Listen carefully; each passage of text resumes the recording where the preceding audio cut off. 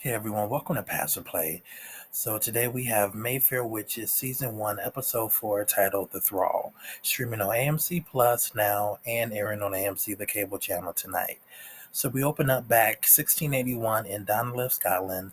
Suzanne is a full-blown midwife. She's having the help of her sister, but she's helping a woman deliver a baby. The baby comes out. The husband comes in, banging on the door, demanding to know if it's a boy. Then when he sees the boy, he notices that his son has webbed hands, and he claims his wife has been poisoned. He looks around Suzanne's house and sees the different herbs and whatnot, and blames basically that she's been poisoned, and basically it's the women's fault, and that's not his son. All right. And later on in this episode, we also see that there's a witch hunter who's been ordered by the king to come to the village, and basically he's starting killing women who he claims are witches, and it's one of the women that Suzanne has met during that in the previous episode when the midwife who was like her mentor had passed away, who led to the celebration funeral of her death, basically. And that woman is the one that's in the cage, and they're basically going to kill her because she's a witch. And then we end up going back. Now we're back at the Mayfair house. Rowan and Cyprian, they're kind of stuck in this time loop of waking up, making out, and eating breakfast like they're a couple, initially unaware that they're trapped in the house. Then they end up snapping out of it because they realize Cyprian's wound, and they end up trying to leave, but realize that Lasher has trapped them in the house again, like he did kind of towards the end of the last week's episode. Then, as Rowan goes back upstairs, Cyprian stays downstairs, and he sees the ghost of Stuart Townsend, which was an agent who disappeared, a Talamascan agent who disappeared, and he used to be assigned to Antha, which is Rowan's grandmother. And basically, Stuart tells Cyprian, "Don't die in this house. You fell in love with Rowan." Basically, and that Lasher doesn't like it when they fall in that Lasher doesn't like when they fall in love with the Mayfair women. And upon Rowan realizing what is happening to Cyprian and trying to help him herself, she basically tells Lasher she will play his game if he lets Cyprian go. Basically, she will stay there if he lets Cyprian go.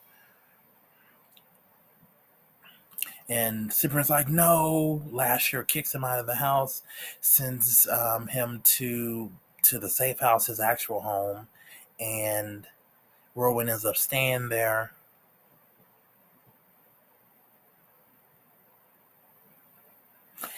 And Lasher goes into this thing of basically trying to seduce Rowan, going back in her memories, showing her different things from when she was a child, trying to show her the magnitude of her power, basically try to convince her that she's the one in control and not him. Of course, he doesn't answer any questions directly. She's like, who are you? What do you want? He just keeps trying to seduce her, more or less, which a lot of the people, especially, I mean, again, like I said before, like no one is straightforward with her. And I do appreciate that she's like, if you would just tell me the truth or tell me information, I would be, it would move along a lot faster. But either way, when they come back, like out of the memories, back into the Mayfair house, we see that Aunt Colada, she's floating up above the air in the living room, and Lasher basically wants her dead, but he tells He tells Rowan, "You're the one that's holding her up in the air. You're the one who wants her dead." And Rowan's like, "No, I don't want her dead. I don't want her to kill me, but I don't want her dead. You're the one who want her dead. You're not confusing me." She basically leaves the room. And then we go back to Cyprian, who's now back at the safe house. His sister is also there, but she goes and hides when a healer or two agents from the Talamasters come there, and basically the healing, like the healer woman, she basically transfers the wound from Cyprian's body to her own, and she ends up pulling out a knife out of herself because the wound was bound by Lasher's magic, and he literally kept the wound open by leaving the knife inside of Cyprian's body. It was actually kind of really freaky. It was actually kind of really freaky, but she ends up transferring the wound to herself, pulling out the knife, and her body ends up healing. So then we go back to the Mayfair house, and with the help, with the help of Aunt Millie, Rowan tries to gain control back over the house so she can get the hell out of there, but she can't trust Aunt Millie. And Aunt Millie leads her down to the basement to get herbs and whatnot and holy water to try to get control over the house, but ends up either trapping her down in the basement. And Lasher's like, that's not going to keep me. That's not going to stop me. Or do you think that's going to do anything for me? And basically, she ends up using her power to open the door. And Lasher keeps trying to tell her she's the one in control, not him. She doesn't trust or believe him, which she shouldn't. She can't trust anybody. Either way, she goes back upstairs, and Carlotta ends up dropping from being floated in there down to the ground. Lasher lets Rowan know that she's the one that's done it, not him. Either way, Carlotta leads Rowan upstairs to one of the rooms with the balcony, and basically Carlotta's like, I know you saved my life, whatever, but if you want to get free of Lasher, you have to kill yourself. Just jump off of the balcony.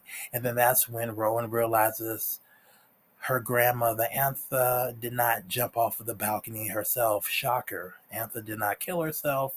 It was Carlotta. And yeah, I mean, it makes sense. It's not a shock to me. Carlotta been killing a lot of people. Right? So, and in the moment on the balcony, Rowan kind of gives into her impulses again, and she ends up. It looks like she gives Carlotta some kind of heart pain. It doesn't look like she was doing it to her brain like in the other episodes when she killed like those, or not when she killed the one guy, and then she had put the other one like in the hospital.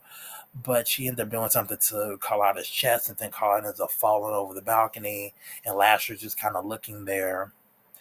And she's just like, I just want to get the hell out of here. So, but Rowan ends up blaming Lasher. She ends up leaving the house with the keychain necklace now. I'm like, if you're going to leave the house, leave the keychain necklace there. She doesn't do that. And in this episode, too, we go back to Cyprian and his sister, and basically the sister's like, you need to leave that woman alone. And Cyprian's like, I'm healed now, I'm better. And he's trying to leave the house and go back to check on Rowan. And at this point, I'm like, Cyprian needs to be smarter. Rowan may need help. Well, I would say clearly Rowan needs help. She also needs to know what the hell is going on with her family and Lasher, but I don't know if Cyprian is the one to do it.